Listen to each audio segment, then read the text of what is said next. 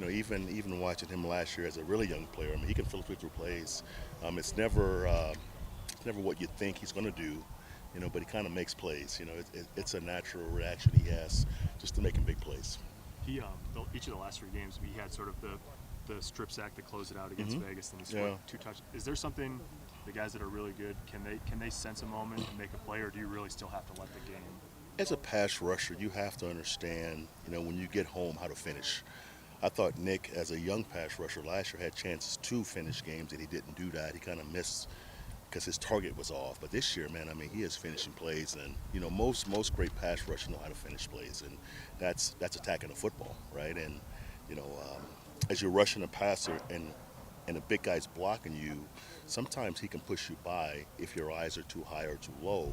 But if you're attacking the football, you can actually reach and make a play on a QB's arm without hitting the QB's body. So that's what he's doing well this year. He's finishing well. BJ, Time for just a few more. they're not the same player, but you've had guys like Reddick make big jumps. I have, yes. Has Nick made one of the biggest jumps you've been around? Absolutely. Hassan in Arizona, he went from having 4 to 16. Chandler Jones from 9 to 19.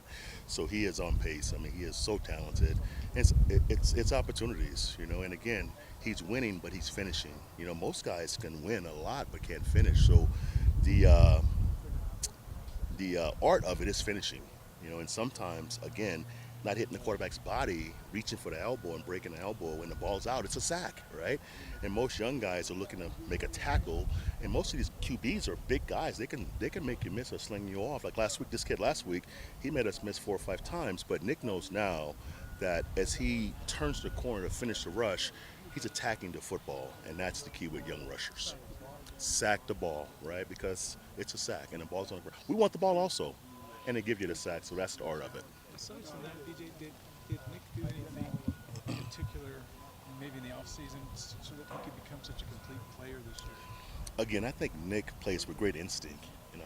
Did it last year. He was on pace last year, guys, for probably 12. He got hurt, right? He missed 4 or 5 games in between there before he came back. But his skill set's always been there. Just time on task, on finishing, on the quarterback, on the elbow, on the football to make sack numbers. But he is a player that plays with great instinct. He makes plays all the time. It's sort of maybe a broader question, but when you got here, you said you were interested in watching Sean coach a whole group. Sure. And as you guys have gone from where you were at last year to this sort of swell this year, what have you taken from that? From coach? Yeah. Obviously, when you're making a jump like this, it's about people and culture. We changed some players out, but coach was big into having the right players, right? And to change the culture, it's daily conversation, of what he wants. He was firm on what he wanted from players, how we worked, how we practiced, how we study, how we lift and run. So it's all a daily conversation, and it's firm, and it's never gray, doesn't waver on it, and if guys don't do it his way, they can't stay here. But we have a great group of guys, young guys who have bought into coach's way, and it's working. It's working, and it's a young group that believes in his message, and that's what's important. Do you think some big picture things, the difference between you and this group, your group on defense last year? I think big picture is we're better up front. I think playing great defense is, having a D line that can rush the passer, that can apply pressure on the offense all the time, and stop the run, right? That's a big difference, right? When teams have to throw the ball on 2nd and 8, 2nd and 9, now you get more chance to rush with Nick and those guys. Last year we were so inconsistent on stopping the run, and how we played the run defense last year kind of, hurt our pass rush a little bit, being more of a gap and a half football team, but now being an attack front. It's havoc up front, man. And the Cleveland game was really cool to watch those guys stop the run by playing shell. That's the next level, So I think the front has played so much better for us this year. And obviously Riley Moss, opposite of Pat, having a hell of a year. He hadn't played in 2 games, but having a hell of a year to allow me to pressure at will. Because Pat can play man against anyone. If his partner can't, now you can't do it. So Riley Moss in the front has played really good football for us. Can you That's the biggest jump. Can you explain that when you're talking about the next level of being able to stop the run and push? Yeah, You're just talking about yeah. without deploying extra. Right. If you have injuries, right, and you're playing with young guys, and I can play cover two, I can play two-man on first and second down and still stop the run. That's when you're a dominant group up front.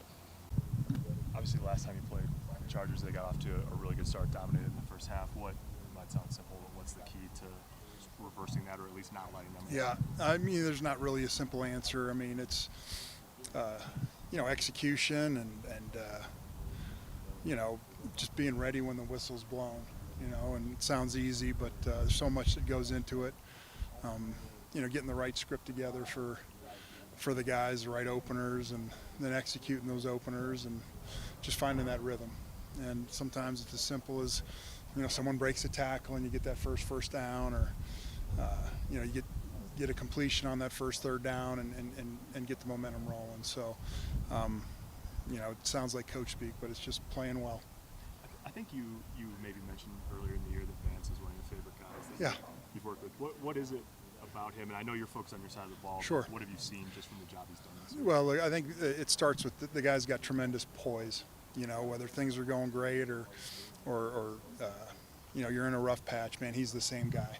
And it's a tough business, and when you got someone that's got that kind of demeanor, it's the same guy every day. I mean, I think that's a big plus. So he's just a good dude.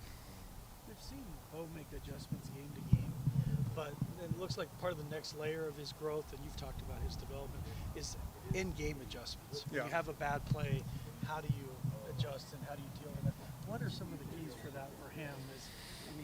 He responded late last Sure. week. What are some of the keys? If he has a pick early or you have a Yeah. turnover early? Look, it's not a perfect game, and everyone's going to have a bad play or a bad game, and the key is just learn your lessons and then forget about it. Get on to the next play. Don't let it affect you.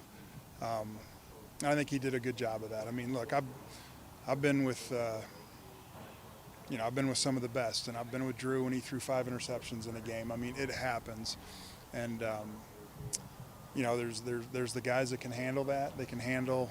You got to be able to handle success, and you got to be able to handle adversity. And he's got a little more experience than most for a rookie, and he's been through a lot of that. So, it never concerns me. Like, oh my gosh, he's going to go into the tank. Like, that never crosses my mind. Yeah, he's going to get on to the next play, and it's something that we preach all the time. I mean, ever since I've been with Sean, maybe his number one thing with quarterbacks is their body language. Like, I shouldn't be able to look at you and tell whether we're up by 40 or down by 40. Like, you're kind of the, for better or for worse, you're the heartbeat of the team, and you've got to have a way about you where everyone knows, like, hey, whatever's happened in the past, we're about to get going. So, and it's not something that we've really had to develop with him. He just kind of got that. Yep. Hands full on Thursday night. You mentioned Tremon there.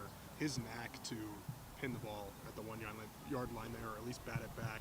Is that coachable? Is that a natural thing you saw, instincts? I think it's a little bit of the bounce of the ball. I do think that, we were fortunate enough to get that bounce go our way, early when we were able to down a handful of those balls inside the 5 yard line, and that one just didn't bounce our way. I think, as good a performance as we had on Sunday with the long punt returns, and we were able to pin them back a couple times, we were really a few plays away from being excellent in that phase. The one that we didn't get down inside there, and but the guys are playing hard, and they'll be ready for the challenge on Thursday night. I know you're focused on the Chargers, but 4 of your guys, Tremon, Riley, Will, actually 5, Mitchell, and Marvin are all in the top 10 of Pro Bowl voting. To see guys get recognized like that, as a coach, what does that mean to you? Yeah, you're just really proud of the efforts, and to see that those efforts pay off and get recognized.